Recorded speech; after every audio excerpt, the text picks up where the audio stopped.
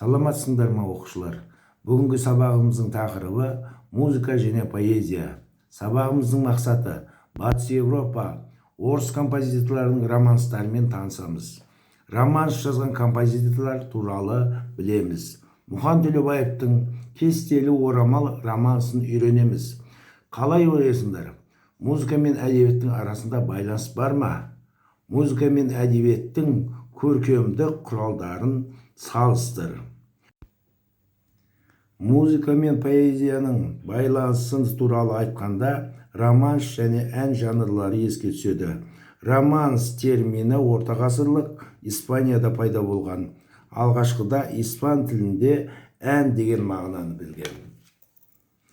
Романс музыкасының әннен айырмашылығы көңіл күйге көп назар аударылады.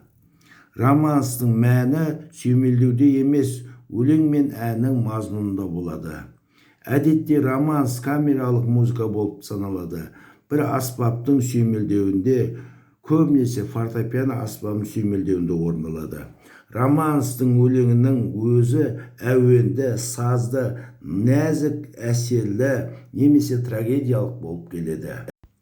Романс жазған еуропалық композиторлардың бірі Франц Шуберт, австралиялық композитор, музыкадағы романтизм негізін қалаушылардың бірі, 600-ге тарта вокалдық шығармалардың авторы. Орыс романсы жанр ретінде 19 ғасырдың бірінші жартысында қалыптасты. Бұл әлемдік романтизмнің дамуымен тұспа-тұс келді. Соның ішінде Глинка 20-дан астам романс пен ән жазды. Олардың барлығы дерлік әйгілі болды. Бірақ олардың арасындағы ең танымалы «Я помню чудное мгновение» романсы. Сергей Рахманинов, орыс композитор, пианист, дирижер. Сонымен қатар Драгомирский, Чайковский, Римский-Корсаков, Булахов, Рахманинов сынды композиторлар 19 ғасырдағы романс музыкасының авторлары. Северидов және Пономаренко 20 ғасырдағы романс жанрларының авторы. Шуберттің «Ава Мария», Глинканың «Я помню чудное мгновение» романстарынан үзінді тыңдап көрейік.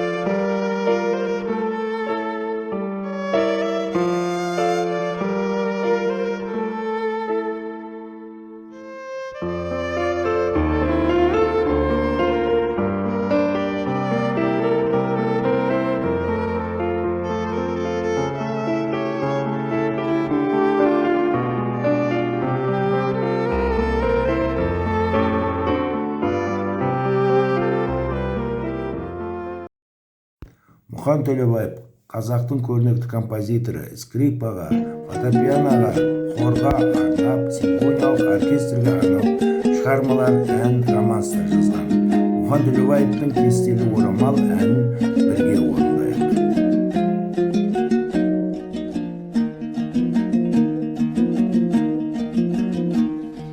Кестелі ақ жібек орамал, алыстан жолдаған сүйген жар, жауынгер жарым сен есің ал, деп жазған оюлап хаты бар.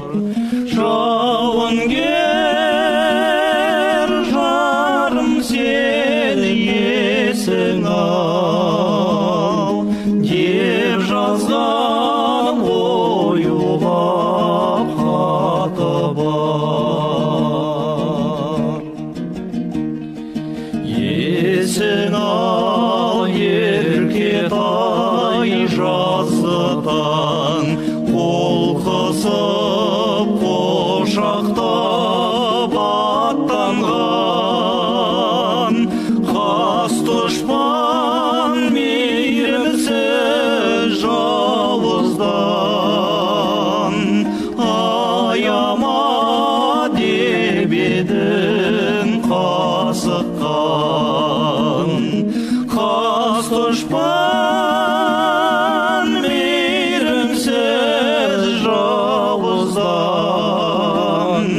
аяма деп едің қасыққан. Ізденіп көріңіз. Романс сөзіне анықтама бер. Камералық музыка дегеніміз не? Романстар жазған композиторларды ата. Қандай романс сізге әсерлі болды және неге? Бұл романс не туралы? Осы романсты қалай атар едіңіз? Назарларыңызға рахмет.